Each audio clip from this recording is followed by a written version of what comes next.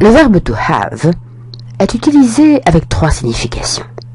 Posséder, faire l'expérience et faire en sorte que. Dans le sens posséder, celui-ci n'étant pas un verbe d'action, mais décrivant un état, nous ne pouvons en donner qu'une photo statique.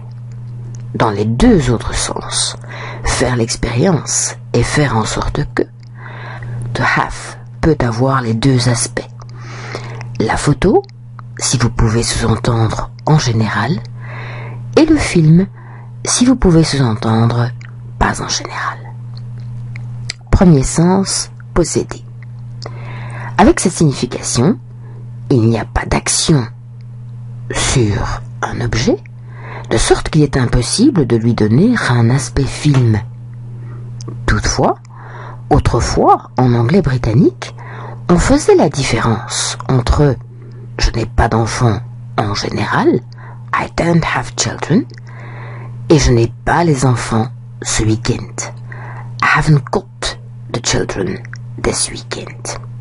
Cette différence n'est actuellement plus faite, et vous pouvez par conséquent utiliser soit have got, don't have or haven't got, do you have or have you got.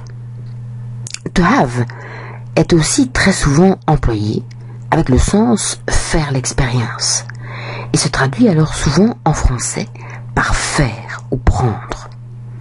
Le sens faire l'expérience de est celui que vous avez dans avoir des problèmes, to have trouble, prendre du plaisir, to have fun, prendre une pause, to have a break, passer un test médical, to have a medical test, subir une opération, to have surgery, prendre une douche ou un bain, to have a shower, to have a bath, avoir cours, to have a class, faire un entraînement, to have a training session, faire une réunion, to have a meeting.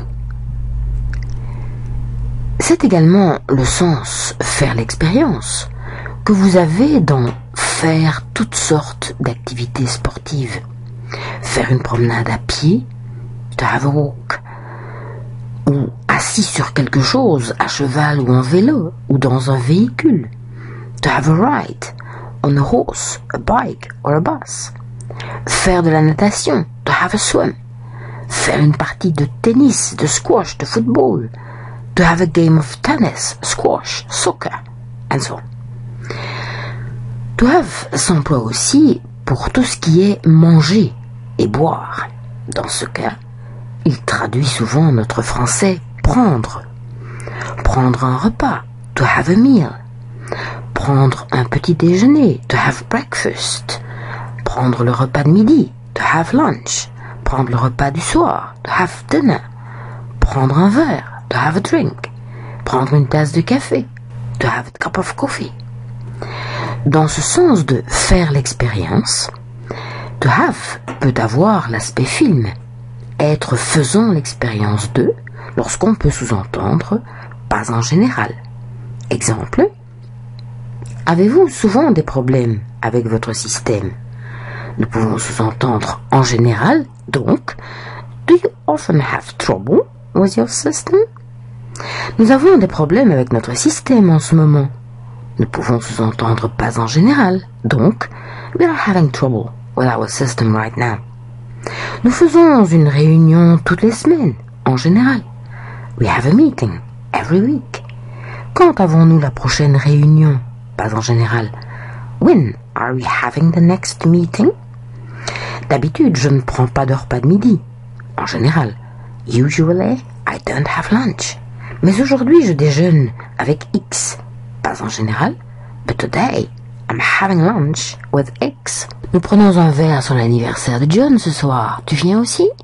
Pas en général. Se dira donc, we are having a drink on John's birthday tonight. Are you coming as well?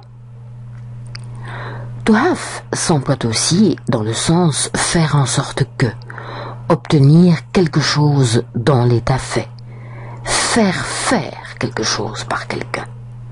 Dans ce sens, c'est un verbe d'action et il a donc deux aspects. En général, to have something done, pas en général, to be having something done. Exemple, faites-vous souvent peindre votre maison? Vous pouvez sous-entendre en général. Donc, do you often have your house painted? Nous faisons peindre la maison tous les 10 ans. Vous pouvez sous-entendre en général. Donc, we have the house painted every 10 years. Nous faisons peindre la maison cet été. Vous pouvez sous-entendre pas en général. Donc, we are having the house painted this summer.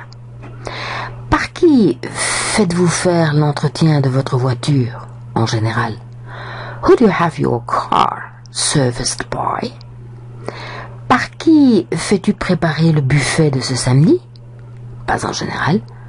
Who are you having this Saturday's buffet prepared by?